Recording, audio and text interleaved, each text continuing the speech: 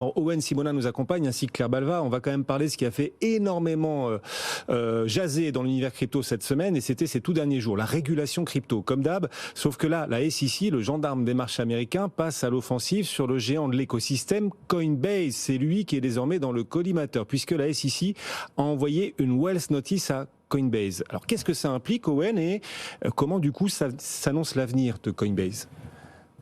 Une Wells Notice, c'est quand on utilise justement, c'est un signal envoyé à Coinbase pour leur dire que voilà, selon leur analyse, certains produits ne seraient pas conformes et qu'ils pourraient les attaquer en justice justement pour revenir sur ces différents points-là. Donc on parle du produit Wallet de Coinbase, on parle également de service Coinbase Prime, on parle de Coinbase Earn, le produit d'earning qui permet de générer des intérêts sur la plateforme de Coinbase.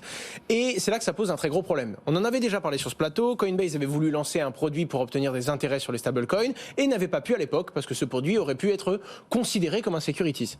Aujourd'hui, la SEC revient sur des produits existants depuis très longtemps, des produits que la SEC n'avait pas entre guillemets validés, mais Coinbase avait bel et bien expliqué et annoncé tout nouveau produit et la forme qu'il prendrait avant de le lancer sur le marché au régulateur. Donc c'est un petit peu comme on va reconsidérer aujourd'hui et on va réanalyser et considérer qu'en fait quelque chose qui existait pourrait être un security.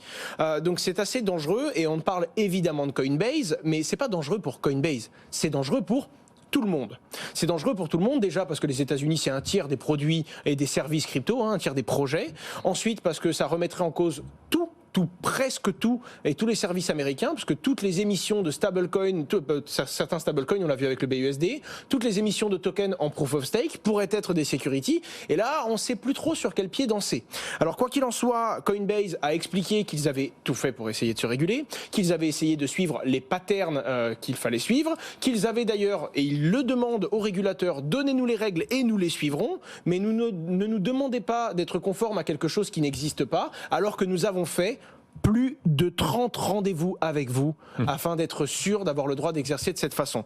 Et Coinbase le dit, ils sont prêts à aller défendre justement le fait que ces produits ne sont pas des securities et à aller porter leur message, mais également le message de l'entièreté du marché, parce que pour le coup, le CEO de Coinbase et Coinbase le disent bien, c'est un changement d'ampleur et ça pourrait mettre en marge les États-Unis d'une grosse partie des services et de la révolution qu'est la blockchain et les crypto-monnaies. Ce sera su de très près. Coinbase qui a du coup souffert en bourse, qui remonte quand même aujourd'hui plus de 2% à l'instant sur le marché américain.